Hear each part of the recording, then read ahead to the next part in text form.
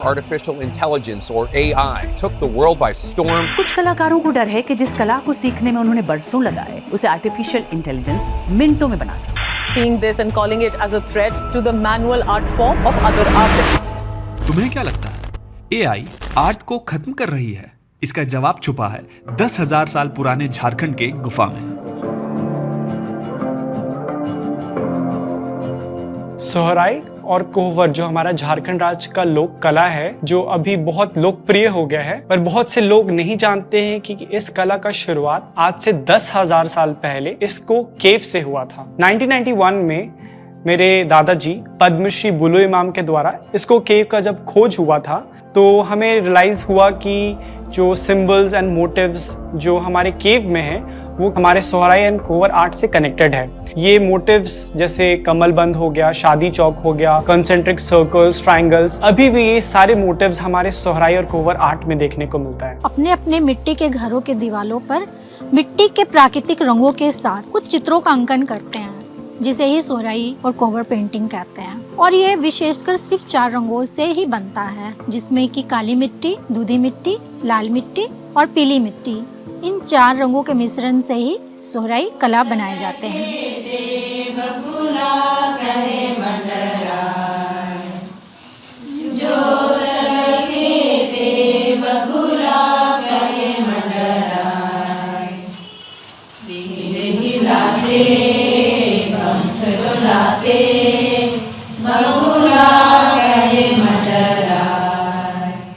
इस चित्र के माध्यम से वो बतलाया गया है कि वो बगुला जब मछली खाने जा रहा है तो वो मछली अपने आप को बचाने के लिए वो ऊपर की ओर भाग रहे, इसलिए यहाँ पर वो बगुला मछली को नहीं खा पा रहा है। सोहराई और कोहबर है वो एक इमोशन, एक फीलिंग है, एक महिला का भावना है, वो एक जीवित परंपरा है जो अपने वो दिन भर का दिनचर्या में जो फील करती है, अपने नेचर में वो आसपास में जो देखती है उसको वो व्यक्त करती है। जंगल जाने लगे गाय चराने, जो जंगल में देखते थे वो जानवर बनाने शुरू कर दिए। जमीन ने पहले बचपन में बच्चा ने खूब खेलते थे न, तो जमीन ने बना बना के देखते थे कि देखते हैं सकेगी कि नहीं, कि कैसे सियार मुर्गी के पकड़ के ले जा रहा है, कैसे धामन सांप गाय के दूध पी रहा है, वो सब सांप जंगल ने देखे। I think very soon Jharkhand will be remembered for Sohrai. It's a art, it's a gift to the state. समय के साथ ये आर्ट थोड़ा साइडलाइंड होने लगा। घरों में जो कला पीढ़ी दर पीढ़ी आगे बढ़ती थी वो धीरे धीरे कम होती चली गई। एक गांव में जहाँ पर पहले 50 घर रंगे, वहाँ पर मुश्किल से इक्का दुक्का 1-2 घर में पेंटिंग देखने को मिल रहे थे। ये जो कल्चर था वो धीरे धीरे लुप्त के कगार पे था। जैसे जब महिला लोग से जब हम बात करते थे तो बोलती थी इस कला से करने से तो कोई फायदा है नहीं, लोग आते फोटो खींच के चले जाते हैं, लेकिन इससे कोई उनको लाभ तो हो नहीं रही है। इस कला की वैल्यू समझते हुए भारत सरकार ने इसे बचाने का स्टेप लिया।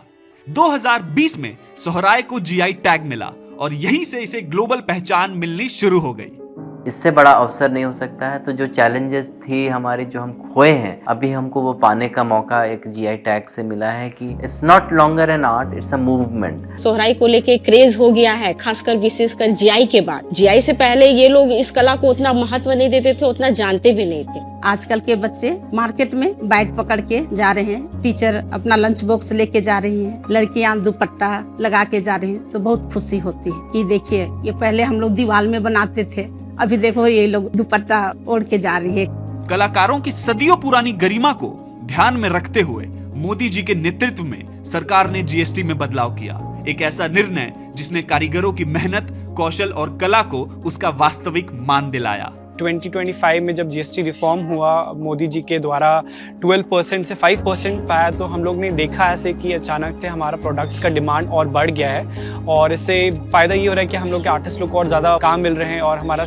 सेल भी बढ़ गया है। पूर्वजों के लिए तो रिगार्ड तो हम लोग का रहेगा कि मतलब वो ऐसा कला को दे के गए हैं कि वो हम लोग के लिए बहुत बड़ी संपत्ति है और इसको सुरक्षित रखना तो हम सबों का कर्तव्य बनता है। तो समझ गए ना, एआई कलर्स और पैटर्न्स की इमिटेट तो कर सकता है, लेकिन किसी भी कला की 10,000 साल पुरानी विरासत को कभी मैच नहीं कर सकता, क्योंकि ये विरासत उन कलाकारों की पीढ़ी दर पीढ़ी देखी, सुनी और सीखी हुई कहानियों से गढ़ी जाती है।